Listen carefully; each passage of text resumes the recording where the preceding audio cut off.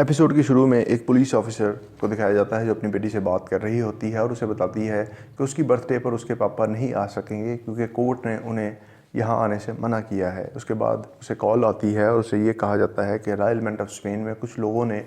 कब्ज़ा कर लिया है और लोगों को बंदी बना लिया है, वहाँ पर आओ और उनसे निगोशिएट करो। अगले सीन में दिखाया जाता है कि डेनवर और टोक्यो की आपस में बहस हो रही होती है। डेनवर उसे कहता है कि हमें प्रोफेसर ने मना किया था कि हमने किसी को ज़ख्मी नहीं करना, इस तरह हमारे सारे प्लान की बैंड बज जाएगी।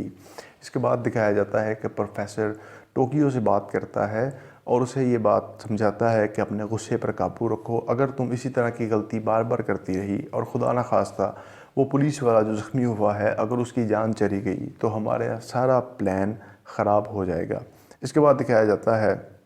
कि इंस्पेक्टर अपने ऑफिस में आती है और अपनी सारी टीम को कहती है कि तमाम फ़ोन्स को मॉनिटर करो, रॉयल मिंट ऑफ स्पेन के अंदर किसकी कॉल आ रही है और किसकी जा रही है, मुझे इसके मतलब तमाम तफसील बताओ। इसके बाद दिखाया जाता है कि बर्लिन और लियो आपस में बात करते हैं। बर्लिन लियो को समझाता है कि ख़ुद को टोक्यो के लिए बर्बाद मत करो, अपने काम पर ध्यान दो, जब तुम्हारे पास बेतहाशा पैसा होगा तुम जो चाहोगे वो हासिल कर सकोगे। इसके बाद दिखाया जाता है कि ट्रेनिंग के दौरान भी लियो और टोक्यो छुप छुप कर एक दूसरे को मिला करते थे। अगले सीन में कर्नल प्रिएटो जो कि एक एजेंसी का बंदा है वो वहाँ पर आता है और इंस्पेक्टर को कहता है कि हम बिल्डिंग के अंदर जाने की तैयारी कर रहे हैं। बाद में दिखाया जाता है कि इंस्पेक्टर किडनैपर्स को कॉल करती है और उससे उसका नाम पूछती है। वो उसे अपना नाम प्रोफेसर बताता है और इंस्पेक्टर उससे उसकी मांगें पूछती है। वो ये कहता है कि फ़िलहाल तो मेरे लिए एक हेलीकॉप्टर का इंतज़ाम करो ताकि मैं यहाँ बड़े ही आराम से ब्राज़ील जा सकूँ बग़ैर किसी को नुकसान पहुँचाए। इंस्पेक्टर कर्नल को कहती है कि बिल्डिंग के अंदर जाने की गलती ना करना क्योंकि वो ख़तरनाक क्रिमिनल्स नहीं हैं। अगर वो ख़तरनाक क्रिमिनल्स होते तो वो डायरेक्ट तुम्हें कॉल करते, मैं ख़ुद इस मामले को हैंडल कर लूँगी। इसके बाद दिखाया जाता है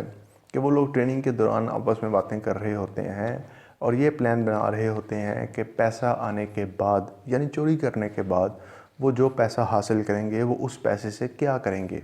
प्रोफेसर उन्हें ये बताता है कि हम जितना पैसा लूटेंगे ये पैसा लोगों का पैसा तो है नहीं, हमें सबसे ज़्यादा काम जो करना है वो लोगों की हमदर्दी को हासिल करना है। हम इस पैसे को लूटने के बाद चाहे तो हमारी आने वाली 4 नस्लें भी इस पैसे को ख़त्म नहीं कर सकती, लेकिन हम कुछ ऐसा काम करेंगे कि लोग हमें हमेशा याद रखें और हमारे पास पैसे की कभी कोई कमी ना हो। इसके बाद दिखाया जाता है कि किडनैपर्स सब लोगों के चेहरों से मास्क हटा देते हैं और उन्हें कहते हैं कि आप घबराइए मत, हम आपको कोई नुकसान नहीं पहुंचाएंगे, आपको यहाँ आराम से सोने भी देंगे, आपको खाना भी मिलेगा, आपको जो मेडिसिन चाहिए जो चीज़ चाहिए आप हमें बताइए, हम आपको हर चीज़ मुहैया करेंगे, आपको यहाँ पर घर जैसा माहौल देंगे, बस हमें अपना काम करना है और हम अपना काम करने के बाद बग़ैर आपको नुकसान पहुँचाए यहाँ से चले जाएंगे। इसके बाद दिखाया जाता है कि इंस्पेक्टर रेचल का कुलीग एंजल उसे ये बताता है कि रॉयल मिंट ऑफ स्पेन के अंदर से किसी किस्म का कोई सिग्नल नहीं मिल रहा, किसी का फ़ोन ट्रेस नहीं हो रहा। वो उसे कहती है कि ये कैसे मुमकिन है कि अंदर ना को फ़ोन का सिग्नल मिल रहा है और ना ही वाकी टाकी का सिग्नल मिल रहा है, तो ये सब चल क्या रहा है। इसके बाद दिखाया जाता है कि कमांडोज़ का एक स्क्वाड बिल्डिंग में दाखिल होने के लिए आ जाता है। जब इंस्पेक्टर रेचल उन्हें देखती है तो उसे बहुत ज़्यादा गुस्सा आता है। कर्नल उसे बताता है कि हम अंदर जा रहे हैं, मगर इंस्पेक्टर कहती है कि मेरी इजाज़त के बग़ैर अंदर नहीं जाया जाएगा। कर्नल उसे बताता है कि अंदर यूएस एम्बेसडर की बेटी है और उसको लाना बहुत ज़रूरी है। इसके बाद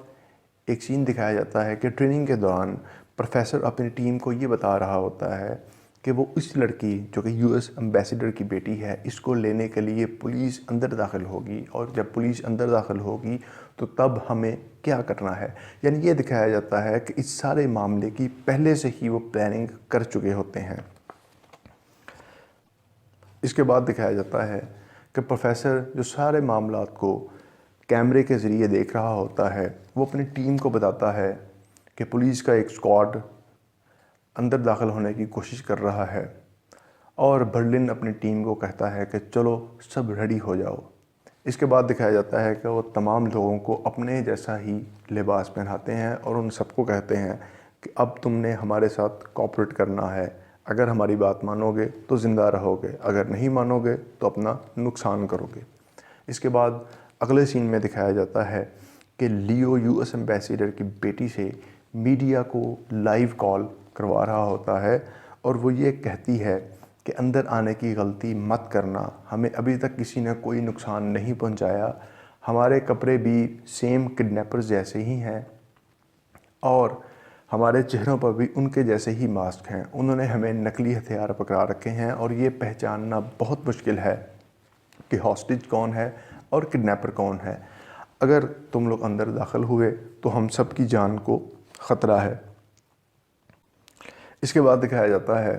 کہ پروفیسر اپنی ٹیم کو ٹریننگ کے دوران یہ بتا رہا ہوتا ہے کہ اگر پولیس اندر داخل ہوگی تو تب ہمیں کیا کرنا ہے، یعنی کہ جو پولیس کا عمل ہوتا ہے اس کے حوالے سے وہ 5 ماہ کی ٹریننگ میں ہر چیز کو پہلے سے ہی پلان کر چکے ہوتے ہیں۔ اس کے بعد دکھایا جاتا ہے کہ انسپیکٹر ریچل اپنے ٹیم کو اندر جانے سے منع کر دیتی ہے۔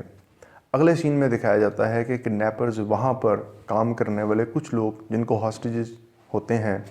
ان کو زبردستی کام پر لگا دیتے ہیں اور ان سے پیسے چھپوانے کا کام کرتے ہیں۔